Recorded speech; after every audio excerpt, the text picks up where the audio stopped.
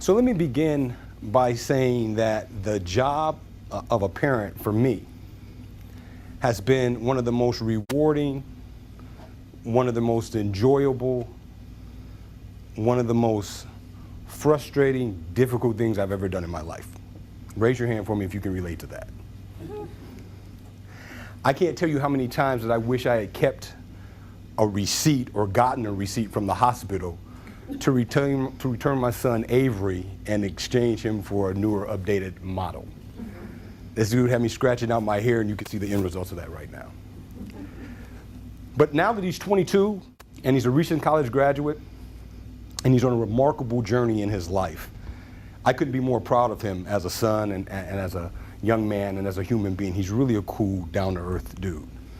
And that's why I'm pleased that he and I are now speaking on stages together to folks just like you about creating healthy family relationships, creating healthy parent-child relationships. And so what we're going to do as we move forward in this journey is to try to heal a lot of the hurt that's out there in families. There's a lot of dysfunctionality going on. There's a lot of pain.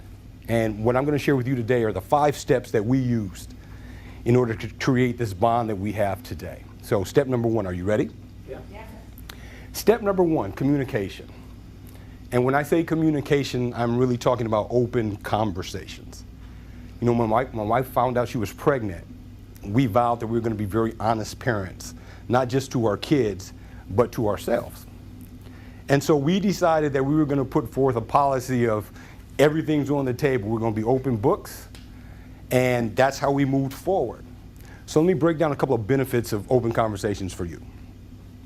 Benefit number 1, it forced my wife and I to be excellent listeners.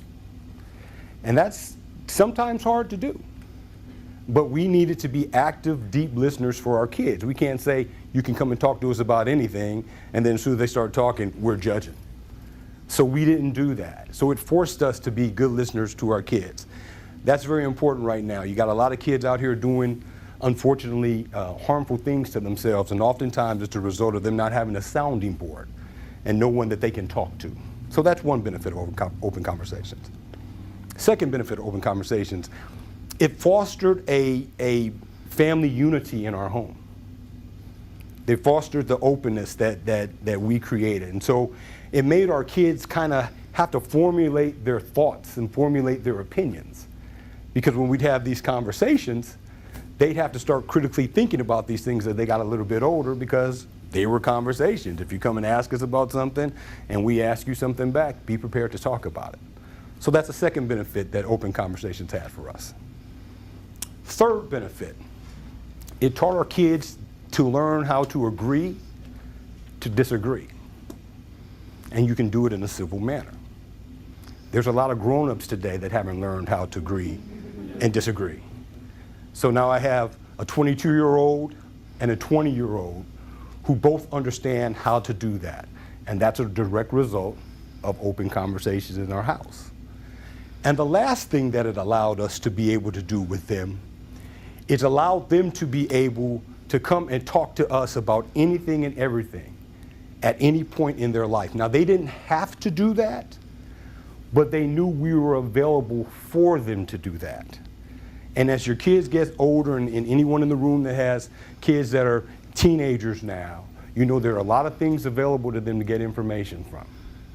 The last thing you want them to do is get information from sources or resources that could bring them some harm.